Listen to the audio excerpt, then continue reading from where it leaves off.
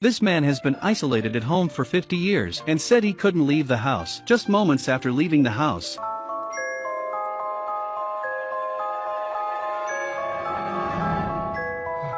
Jenny had to go out alone to buy food. On her way back, she encounters a pestering ex-boyfriend. She was followed to her doorstep just a short time ago. On her way home from work, she saw her boyfriend making out with another Jenny in the car. She left the scumbag in a fit of rage. She rented the house. On the day of the move, Jenny asked her best friend to come and help her. When she saw how luxurious the house was, she was very envious. However, what happened next? What happened next would change Jenny's life. As Jenny and her girlfriend were packing up their things, suddenly a flower pot fell to the floor and shattered. Even more bizarre was the fact that a blue vase of flowers was clearly sitting next to the telephone. In the blink of an eye, it appears on another table. Late at night, Jenny, who was asleep, heard a noise. She opened her eyes and saw, oh my god, a man was sitting on the edge of her bed, watching her. He disappeared in a flash. Jenny was terrified. She ran to her best friend's house in the night and, telling her girlfriend that a man had broken into her room and appeared in her bedroom. She kept reassuring Jenny that it must be a hallucination. There was no need to be afraid. The next day,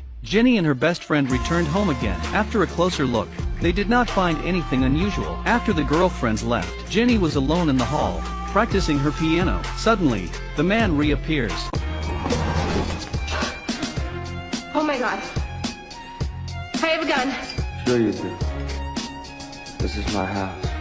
Now please leave. Without hesitation, Jenny picked up the phone and called the police. The police came upstairs and didn't find anything, but Jenny could see the man sitting next to the policeman, smoking a cigarette. The policeman could not see the man beside him. The police officer felt that Jenny was mentally ill. He left in a huff. Jenny went upstairs with her cue stick in her hand and trembled. Jenny was forced to the edge of the stairs by the man. She slipped and fell down the stairs. She rolled down the stairs and fainted. The man was terrified. He regrets his recklessness. Just in time, his best friend arrives. They take Jenny to the hospital. Suddenly, two strange old men appear in the room. They say they can help the man get out of here. The man tells them that, I can't leave. I'm still here waiting for my fiancée to come back for me. This man became a nationally renowned pianist at the age of 20, only to be shot and killed by a robber the day before his wedding. Without realizing he was dead, the man, he returns home to his fiancée. No matter how much he screams, the man doesn't realize he's dead. The fiancée receives a phone call. She learned that the man has been killed. She was so distraught, she ran out of the house in tears. The man is about to chase her out, but he can't get hold of the door handle. He has to wait for his fiancée to return. He hopes that one day they will meet again. Time flies. 50 years have passed. The fiancé was never seen again. But then, however,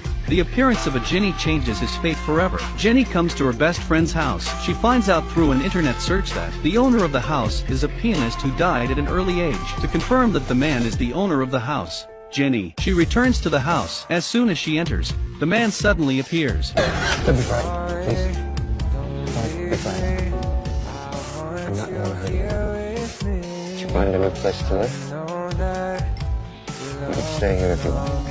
The man offered to make a cup of coffee for Jenny. Jenny took out the tortillas she had just bought. The man took a big bite and paired them with a beer. Jenny stares at the man in disbelief. Yes.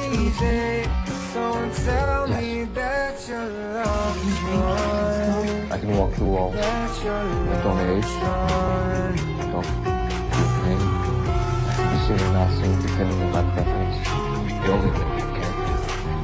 The man tells Jenny about how he became a pianist, how he was murdered. Until now, he is still waiting for his beloved Jenny to come back and see her. The next day, Jenny pulls the man and said she had a surprise for him, only to see a white-haired woman appear in the living room, and Jenny kept calling out to the man. But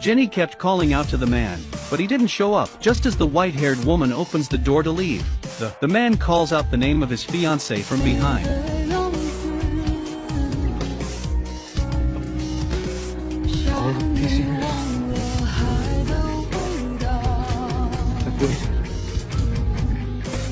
One day, I will never see you again. Half a century has passed and we meet again but the world has changed. Jenny has grown gray, but the man is still young. The two of them cling to each other. The two of them are inseparable. When the man learns that his fiancée has moved on to a new life of her own, he is so relieved. Are you happy? Yes. I had a very good life.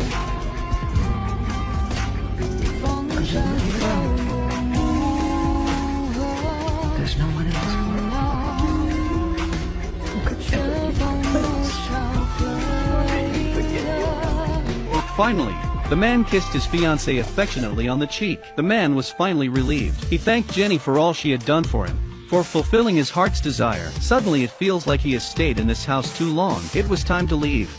This Jenny fell in love with a man who had been dead for 50 years and helped him to fulfill his last wishes. She knows that the man in front of her is not of this world and will soon be gone, but Jenny can't control her feelings. She couldn't forget the way this man had taught her to play the piano. She could not forget the short but beautiful days we had spent together. Looking at the man's sturdy back, she could no longer resist the urge. She went to the mirror, admired her beautiful body, putting on lipstick. She puts on her lipstick and eyelashes. She comes downstairs. They look at each other. They drink together with a glass of wine. Jenny takes the initiative and invites the man to dance. Just as the atmosphere is becoming more and more ambiguous, the man suddenly interrupts. He knows that he could never be with Jenny, and he can't give her happiness. Back in the room, two strange old men reappear. They are the Soul Fairy men. This time they've come to take a man out of here. Give me 2 more days. I'll compose a song for her. At the man's repeated pleading, the ferryman took out a time timer and handed it to the man, telling him that if he was ready, press it and we'll get you out of here. Late at night, Jenny's ex-boyfriend burst in and, gun in his hand, and shouted at Jenny, "I swear, if I can't have you, I won't live. I'll shoot you first, then I'll kill myself."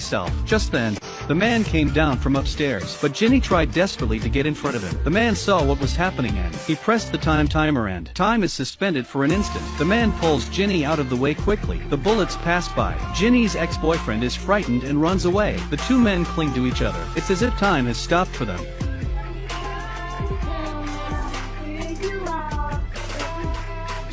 But reality is cruel. The ferryman reappears before them. The man is leaving. As promised, the two men say their final goodbyes. Years later, Jenny plays the score the man left behind.